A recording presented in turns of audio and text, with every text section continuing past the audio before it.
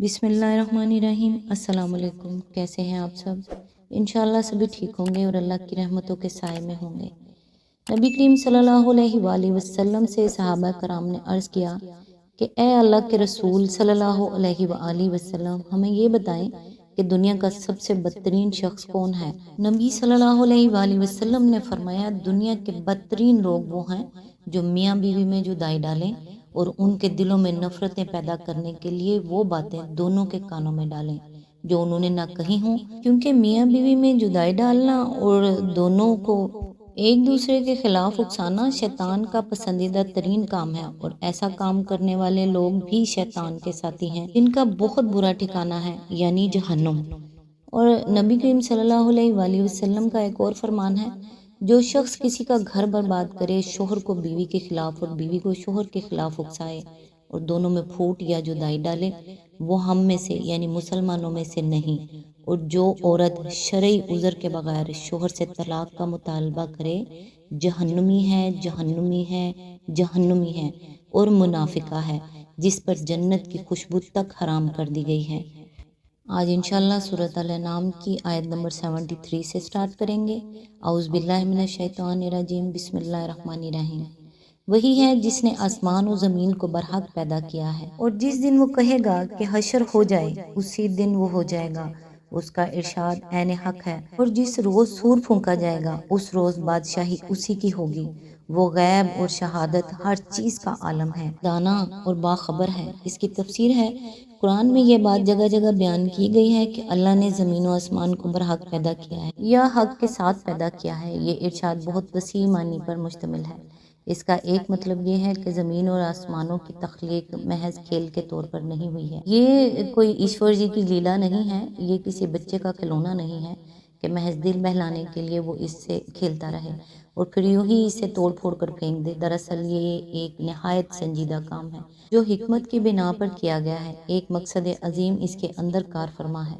اور اس کا ایک دور گزر جانے کے بعد ناگزیر ہے کہ خالق اس پورے کام کا حساب لے جو اس دور میں انجام پایا ہو، اور اسی دور کے نتائج پر دوسرے دور کی بنیاد رکھے۔ یہی بات ہے جو دوسرے مقامات پر یوں بیان کی گئی ہے، بنا ما خلقت ھذا باطلا، اے ہمارے رب، تو نے یہ سب کچھ فضول پیدا نہیں کیا ہے۔ اور ارشاد ہوتا ہے، وما خلقنا السماء والارض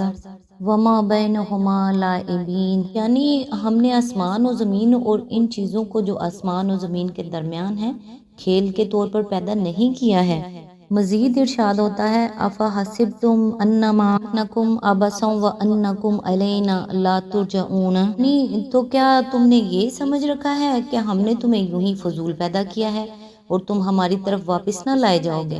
دوسرا مطلب یہ ہے کہ اللہ نے یہ سارا نظام کائنات حق کی ٹھوس بنیادوں پر قائم کیا ہے۔ عدل اور حکمت اور راستی کے قوانین پر اس کی ہر چیز مبنی ہے۔ باطل کے لیے فی الحقیقت اس نظام میں جڑ پکڑنے اور بارآور ہونے کی کوئی گنجائش ہی نہیں ہے۔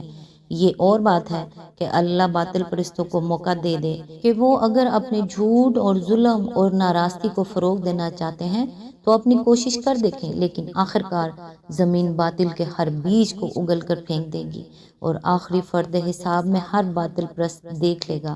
کہ جو کوشش اس نے اس شجر خبیث کی کاشت اور آبیاری میں صرف کی، وہ سب ضائع ہو گئی۔ تیسرا مطلب یہ ہے کہ خدا نے اس ساری کائنات کو بربنائے حق پیدا کیا ہے، اپنے ذاتی حق کی بنا پر ہی وہ اس پر فرما روائی کر رہا ہے۔ اس کا حکم یہاں اس لیے چلتا ہے کہ وہی اپنی پیدا کی ہوئی کائنات میں حکمرانی کا حق رکھتا ہے۔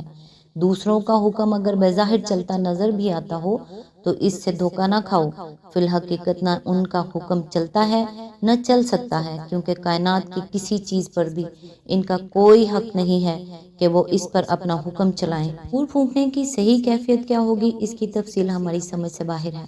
قرآن سے جو کچھ ہمیں معلوم ہوا ہے وہ صرف اتنا ہے کہ قیامت کے روز اللہ کے حکم سے ایک مرتبہ سور پھونکا جائے گا اور سب ہلاک ہو جائیں گے، پھر نامعلوم کتنی مدت بعد، جسے اللہ ہی جانتا ہے، دوسرا سور پھونکا جائے گا اور تمام اولین و آخرین از سر نو زندہ ہو کر اپنے آپ کو میدان حشر میں پائیں گے۔ پہلے سور پر سارا نظام کائنات درہم برہم ہوگا اور دوسرے سور پر ایک دوسرا نظام نئی صورت اور نئی قوانین کے ساتھ قائم ہو جائے گا۔ یہ مطلب نہیں ہے کہ آج بادشاہی اس کی نہیں ہے، بلکہ مطلب یہ ہے کہ اس روز جب پردہ اٹھایا جائے گا اور حقیقت بالکل سامنے آ جائے گی تو معلوم ہو جائے گا کہ وہ سب جو با اختیار نظر آتے تھے یا سمجھے جاتے تھے بالکل بے اختیار ہیں، اور بادشاہی کے سارے اختیارات اسی ایک خدا کے لیے ہیں جس نے کائنات کو پیدا کیا ہے۔ غیب وہ سب کچھ جو مخلوقات سے پوشیدہ ہے، شہادت وہ سب کچھ جو مخلوقات کے لیے ظاہر و معلوم ہے۔ آیت نمبر 74۔ ابراہیم علیہ السلام کا واقعہ یاد کرو جب اس نے اپنے باپ عزر سے کہا تھا، کیا تو بتوں کو خدا بناتا ہے؟ میں تو تجھے اور تیری قوم کو کھلی گمراہی میں پاتا ہوں۔ اس کی تفسیر ہے، یہاں حضرت ابراہیم علیہ السلام کے واقعہ کا ذکر اس امر کی تائید اور شہادت میں پیش کیا جا رہا ہے کہ جس طرح اللہ کی بخشی ہوئی ہدایت سے آج محمد صلی اللہ علیہ وآلہ وسلم نے اور آپ صلی اللہ علیہ وآلہ وسلم کے ساتھیوں نے شرک کا انکار کیا ہے اور سب مصنوعی خداؤں سے منہ موڑ کر صرف ایک مالک کائنات کے آگے سر اطاعت خم کر دیا ہے، اسی طرح کل یہی کچھ ابراہیم علیہ السلام بھی کر چکے ہیں، اور جس طرح آج محمد صلی اللہ علیہ وآلہ وسلم اور ان پر ایمان لانے والوں سے ان کی جاہل قوم جھگڑ رہی ہے، اسی طرح کل حضرت ابراہیم علیہ السلام سے بھی ان کی قوم یہی جھگڑا کر چکی ہے، اور کل جو جواب حضرت ابراہیم علیہ السلام نے اپنی قوم کو دیا تھا، آج محمد صلی اللہ علیہ وآلہ وسلم اور ان کے پیروکاروں کی طرف سے ان کی قوم کو بھی وہی جواب ہے۔ محمد صلی اللہ علیہ وآلہ وسلم اس راستہ پر ہیں جو نوح علیہ السلام اور ابراہیم علیہ السلام اور نسل ابراہیم کے تمام انبیاء کا راستہ رہا ہے۔ اب جو لوگ ان کی پیروی سے انکار کر رہے ہیں، انہیں معلوم ہو جانا چاہیے کہ وہ انبیاء کے طریقہ سے ہٹ کر ضلالت کی راہ پر جا رہے ہیں۔ یہاں یہ بات اور سمجھ لینی چاہیے کہ عرب کے لوگ بالعموم حضرت ابراہیم علیہ السلام کو اپنا پیشوا اور مقتدی مانتے تھے،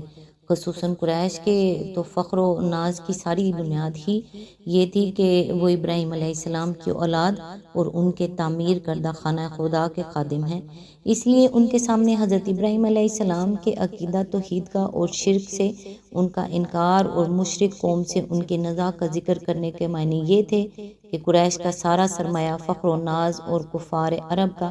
اپنے مشرکانہ دین پر سارا اطمینان ان سے چھین لیا جائے اور ان پر ثابت کر دیا جائے کہ آج مسلمان اس قوم پر ہیں جس پر حضرت ابراہیم علیہ السلام تھے، اور تمہاری حیثیت وہ ہے جو حضرت ابراہیم علیہ السلام سے لڑنے والی جاہل قوم کی تھی۔ یہ بالکل ایسا ہی ہے جیسے کوئی شیخ عبد القادر جیلانی رحمۃ اللہ علیہ کے معتقدوں اور قادری النسب پیرزادوں کے سامنے حضرت شیخ کی اصل تعلیمات اور ان کی زندگی کے واقعات پیش کر کے یہ ثابت کر دے کہ جن بزرگ کے تم نام لیوا ہو، تمہارا اپنا طریقہ ان کے بالکل خلاف ہے، اور تم نے آج انہی گمراہ لوگوں کی حیثیت اختیار کر لی ہے جن کے خلاف تمہارے مقتدی تمام عمر جہاد کرتے رہے۔ آج تک کے لیے اتنا ہی، نیکسٹ انشاءاللہ آیت نمبر 75 سے سٹارٹ کریں گے، تب تک کے لیے دعاؤں میں یاد رکھیے گا۔ اللہ حافظ۔